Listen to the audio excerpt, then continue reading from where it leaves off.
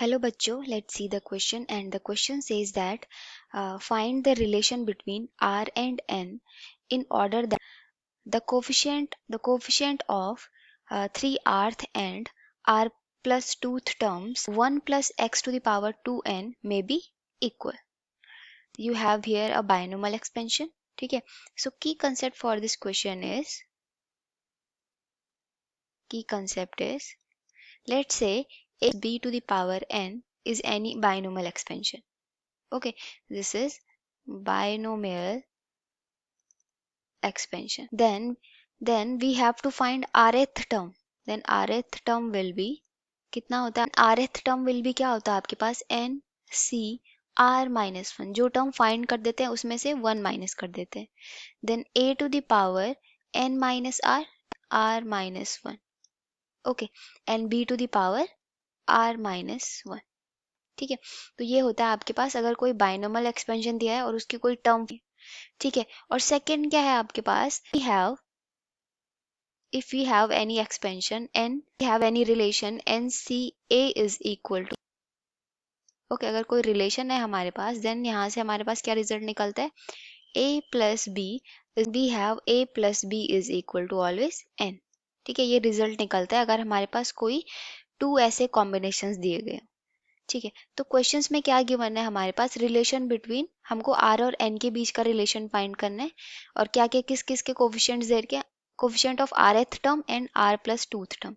First we have a here binomial expansion of 2n 1 plus x to the power 2n. तो इसका 3rth term कितना होगा? कौन सा टर्म? 3rth term. तो ये होगा आपके पास कितना? ये हो जाएगा n c 3r जो फाइंड कर रहे हैं हम, n की जगह पे क्या है? 2n है. Okay, and then we have here 1 to the power 2n minus 3r minus 1 and then x to the power 3r minus 1.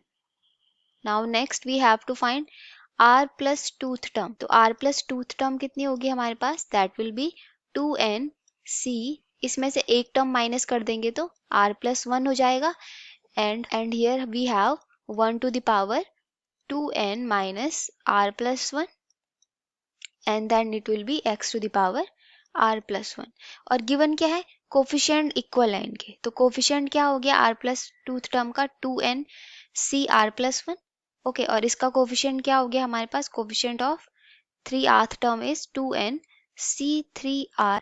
Okay, so from here we can write, let's say that is our first and that is our equation number second. So from here we can write, from equation number we have given in the question coefficients are 2n c 3r minus 1 is equal to 2n c r plus 1. तो हमारे पास क्या condition बन गई? nca is equal to ncb. सो यहाँ से relation क्या निकलता है? 3r minus 1 plus r plus 1 a plus b, that is, let's suppose that is a and that is b. तो a plus b is equal to क्या होगा हमारे पास? n, और n क्या है हमारे पास? 2n. Okay, so minus 1 cancelled by 1. So from here 4r is equal to 2n. 2 cancelled by 4 times. So from here we can say that n is equal to 2r. So that is a relation between n and r. Okay, so that is our answer. So I hope you all understood this explanation. Thank you and all the best.